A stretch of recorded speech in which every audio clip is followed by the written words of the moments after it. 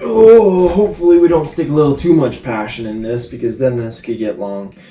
But I just want to dig into this in my nice little office, as you see all my crud on the wall. And I literally mean crud. Like, I have stuff, like, look, I have signed stuff here. There's Avery from Rust Valley, there's Mike's signature, and actually, if you go back on the video, I got these done in person.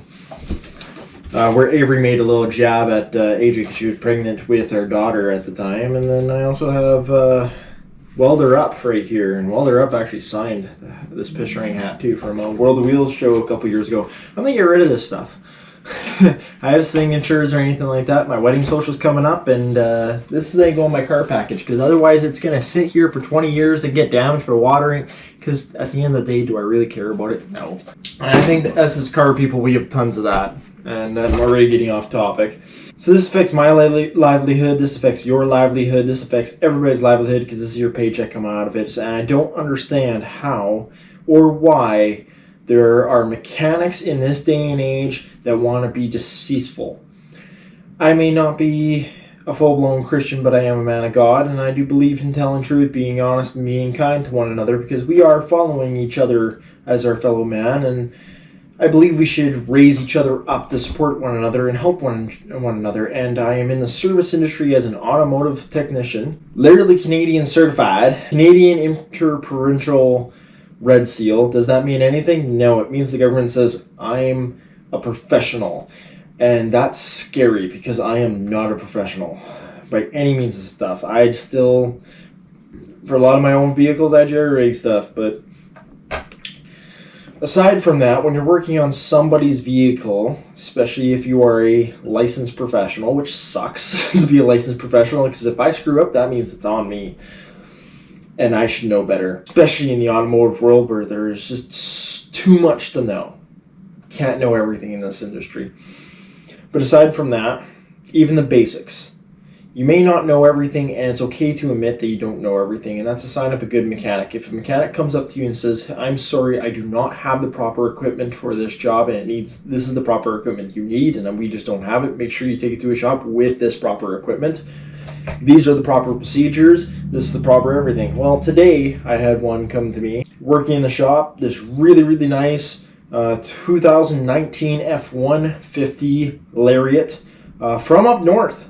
Surprisingly up north, and the only reason it came down here to little old me and the shop I'm working at now is because the ice roads are frozen over, and so they took it on the ice roads to bring it to a dealership up there. Went and told them and said, you need Cadillac converters. Meanwhile, this truck has 260,000 kilometers on it. It's in really good shape for a truck with 260,000 kilometers up here above the Rust Belt. Really nice truck. There's still paint on the damn frame. Frame's really nice and everything like that. Like, it's not an ugly truck. It's not like a truck that you look underneath and see rust and you squint yourself under it like that. It's something that it doesn't take too long to take a glance at and see what's wrong with it. Well, they had a dealer, supposedly, and again, this is what we were told of telling of events, because there is a problem sometimes with that. Sometimes the customer gets told one thing and they don't bring us any other proof other than that. But told by this customer or anything like that, the dealership would not give them any information on why they came to this diagnosis. They didn't say how they came to this diagnosis, and just that it needs Cadillac converters.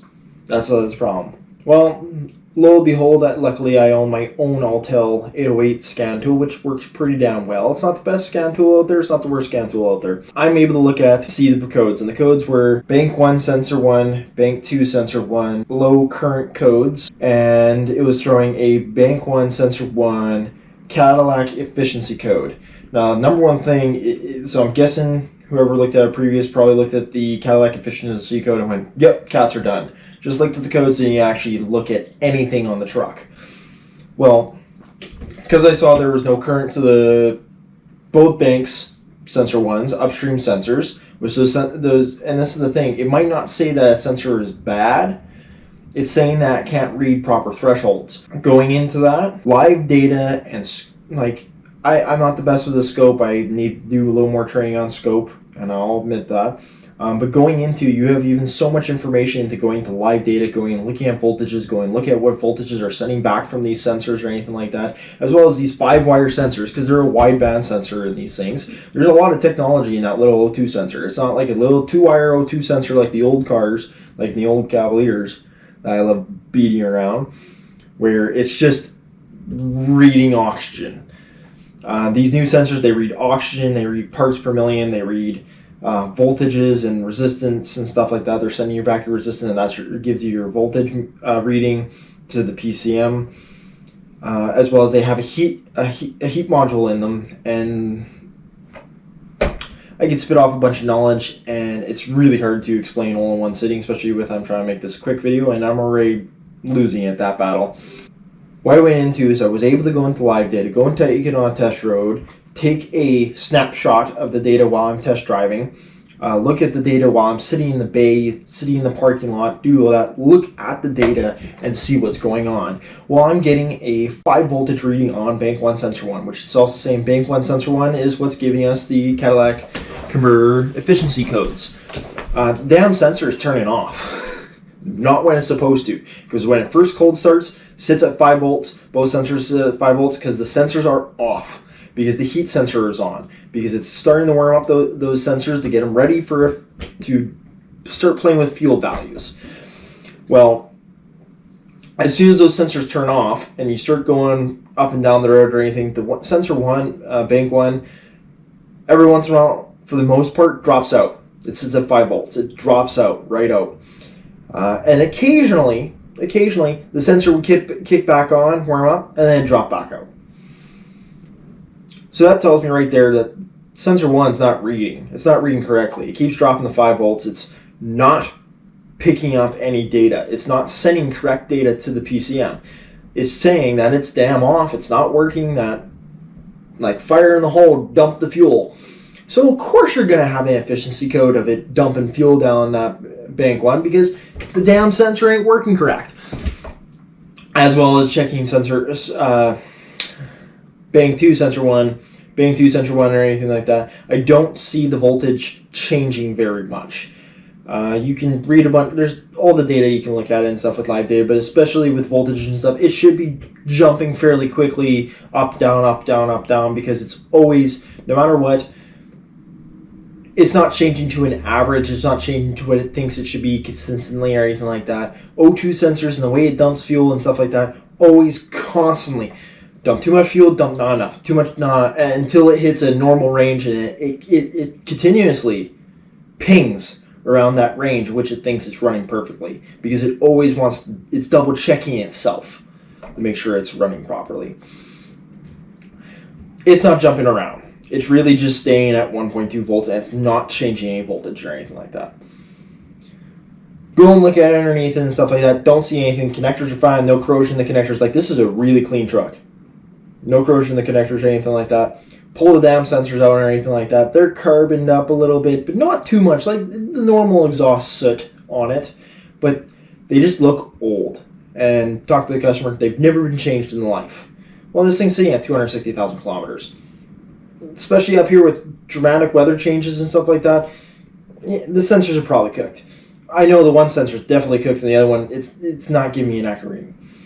Put new sensors in it, and even then, here I'm going to say this one thing, and this is my advice for anything. I will always, if I find one dead sensor, I'm always going to recommend both sensors. I may not recommend downstream sensors, because downstream sensors are just checking if the oxygen is less than with the upstream. But if you're changing one sensor, change both. It's like if you change one headlight, you change both. If you change a shock, you should change both. One, because then there will be equal wear.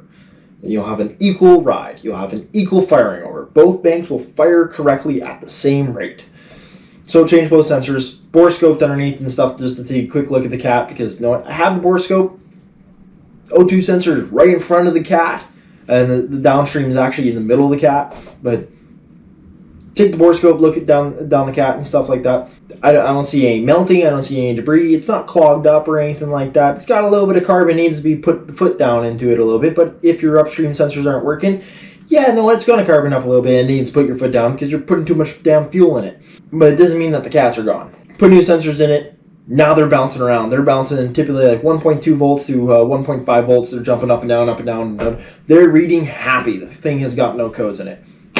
Damn, saved customer instead of replacing those Cadillac converters. Just needs upstreams. It may need Cadillac converters, needs to be driven for a little bit and stuff like that, but I know the sensors were bad and I replaced them. I didn't just look at the sensors and be like, well, you need cats. We're then quote cats, upstreams, downstreams, sensors, new gaskets, new everything, everything like that. Exhaust. Here you go. You just need everything. Took me like 10 minutes to literally take the O2 sensors out, look down the tunnel, see how they're doing, hook up the scan tool, make sure to see how they're doing, like just seeing the live data. Really didn't take me a long time. And I rather, I'll dispute this, I rather spend half an hour double checking something and diagnosing something than just changing it and giving the customer a couple $100 or even thousands of dollars of repairs and not actually fucking fix it. That's a bad. I'd rather diagnose it. Didn't need that. But while I'm underneath the vehicle and stuff like that, it doesn't take me too long. She says she is a black spot in the driveway and the dealership couldn't find anything. Well, you know what? These are Fords. They have a little diaper underneath them. Well, the damn diaper's wet. And it's dark. Well, that tells you right there. Look above wherever it's wet. The axle seal is freaking separated itself out. Again, didn't take me very long to look at that, put two and two together. And of course, I check everything else. Again, this is surprisingly a very clean truck, so it really didn't take that long to point out what was wrong. And then, look at the back of the truck, because I do my suspension, I check my suspension, check everything on or anything like that. The one shock's so damn blown, when you squish her and stuff, she doesn't come back. Like when I actually took it out of the truck, when I undid the top bolt holding the shock and everything to let the shock drop, the top casing just fell about 3 inches. I was like, yeah, that's a dead shock. Squish it, nothing. Like it's a dead in the water, totally dead. But even looking at it, you can see the amount of fluid that's leaked out of the shock, that it's no good no more. So here's the main thing. Dealership told her, needs a whole catalytic converters, up downstream sensors and stuff like that. That would have cost her thousands of dollars.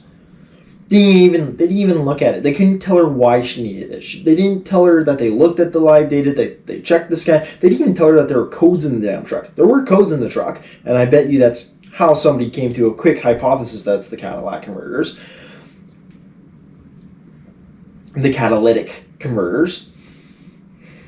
Cadillac converters. Nice.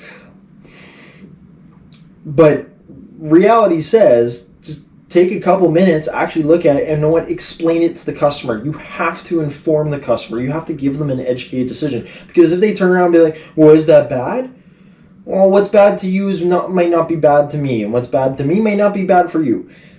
I have to give you an informed decision. I have to give you enough information for you to go, I want to do that, or I don't want to do that. So I'm able to provide the data. Hey, this sensor's dead. It's dead in the water.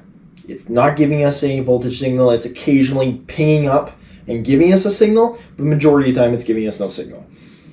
That's a clear representation. That's a clear answer. That's clear in saying, hey, look, we looked at our live data. This is what the voltages are, and this is what we're able to do that as.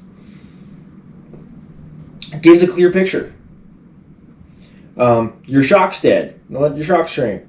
But it surprises me why we have dishonest people in this industry. Why do we have dishonest mechanics? Why do we have dishonest shops who are just trying, I'm just saying quote out $4,000. Instead of actually taking 20 minutes and looking at the job and building an honest reputation. Because you know what, this customer drove 10 hours to see us. So obviously our reputation exceeds us. And obviously, this customer is going to come back to us and get this done properly next time because we informed the customer, we educated the customer, and they sold it. And this is the thing. The customer came with us because she saw a black dot occasionally underneath her truck, and she has a check engine light, and the dealership told her she needs new catalytic converters. Well, we were able to quickly, diagnose it. Didn't take very long to diagnose. Even took it down for a test drive and everything like that. Didn't take very long to diagnose, to figure out what's going on and why that the sensors are dead, and figure out why these codes are triggering. And after I did the repair, I confirmed the repair. I drove it around for about 10 to 15 minutes, making sure, watching the efficiency, watching the voltage numbers jump up and down, make sure that the downstream numbers are giving us a better reading and stuff like that, that it's cleaner and it's actually burning the unburnt hydrocarbons in there. Because always verify your, but it just surprises me, hey, let's just throw a couple $1,000s at this, instead of, one, properly diagnosing it and informing the customer what's wrong. Two, taking a look at the vehicle, especially a clean vehicle. Because you know what, majority of the vehicles I look at are very rusty, because I live in the Rust Belt.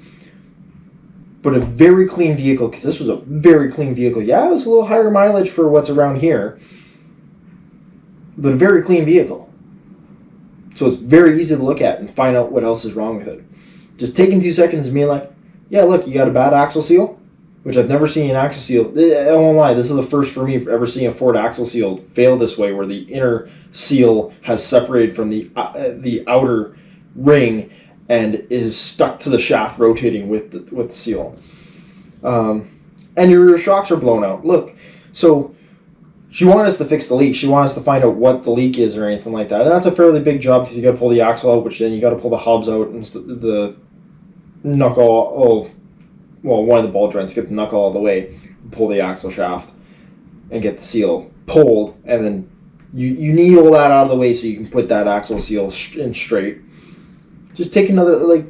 She didn't know she needed shocks. She had no idea. And I'm going to tell you, the number one thing, I sell a lot of stuff in my shop, not because I need to sell stuff, not because I'm trying to be sleazy, not to.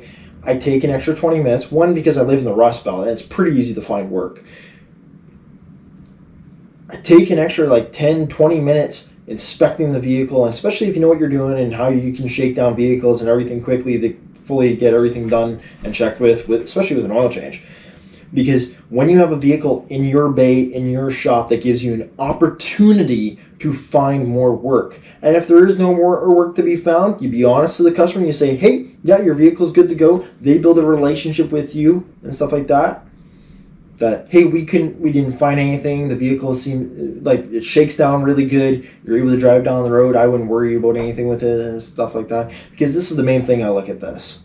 One, I won't let a dangerous vehicle leave my site without signing the document saying that you're leaving with a dangerous vehicle. This is an unsafe vehicle. Because you're sharing the road with my wife and kids. My wife and kids, my father, my mother, my aunt, my uncle, my best friends, and everything like that are on this road with you. And some catastrophic failure happens because you're driving this piece of shit, and you hit one of the people I love, and you end their life. I may be damn sad. I may be damn mad that I let that vehicle go. As well as, you know what something might be good for you may not be good for the next person, and something that's good for you may not be good for me, and what might be good for me might not be good for you. Because you know what? I drive old junk all the time. My family, we drive old junk. We love classic cars and hot rods. I want to make sure your vehicle is safe enough, because here, the average person driving a vehicle and getting repairs done by somebody else doesn't know if their vehicle's safe or not. So it's our job as professionals to make sure that we're letting them know that either the vehicle is safe or unsafe, and what repairs that they need to be done, what repairs should they be prepared to do in the future here, and what it doesn't need and that it's safe to do and not to worry about. That's our job, to educate the consumer in what is safe with their mode of transportation. And you build the trust with that. Like I said, there's no reason to lie. There's no reason to scum over mechanics, scum over people, because it pisses me off, and that's the main reason in this passion rant. Because there's no reason to lie to another person. No reason at all. Because, look, this truck came in, and I was able to sell rear shocks on it because they were blown, by showing her something that's actually wrong. And that's the example with any vehicle on the road today. There are things that are actually wrong with vehicles. So if you need to go and make more money, you need to go and inspect more vehicles. Because there's tons of vehicles out there in this day and age that have stuff wrong with it. Especially vehicles that come in my bay every day that I just want an oil change. Well, that's great. And know what? You have a phone in your pocket that you're able to take a million photos of. They're great. It's a great source of evidence. I can't tell you how many. Today I had what did I have? Example of that today is I can't remember what it was. It was a European car. European car came in, rear trailing arm bushings are starting to separate. The inner steel housing is gone. The rust has got protruded underneath the rubber, and so because it's a steel collar with a steel shaft inside and rubber that connects those two pieces of steel, well, the steel gets water in it, gets salt and everything like it, so it starts to rust, so it breaks away from the rubber, and now it's just free floating in that rubber, and it's no good no more. Well, take your pry bar, push on it so you can better show that, yeah, it's fully come apart, because even though when you're pushing out with a little bit of rubber, it should stay firm, because you know what? My pry bar's not going to put as much force as the guy hitting a damn speed bump or hitting the curb.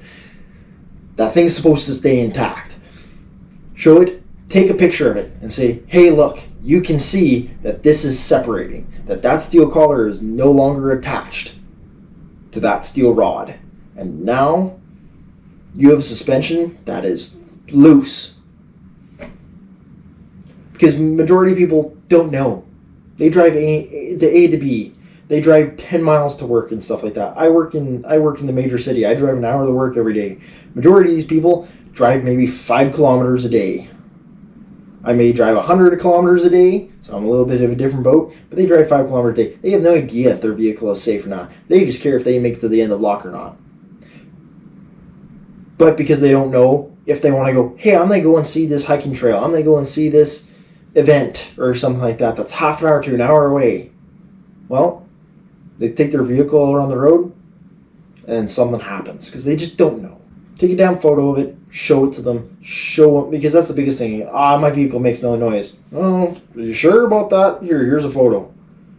And if they're really doubters or anything like that, if your shop allows or anything like that, you bring them out into the shop and you be like, that's your vehicle. Again, this rant could get too long. I get really passionate with a lot of this stuff.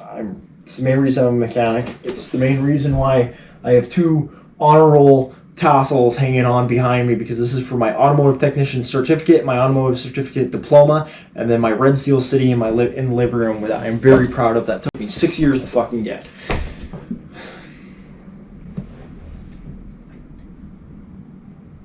And you know what? Always be learning. That's the main reason why I'm sitting here in my office.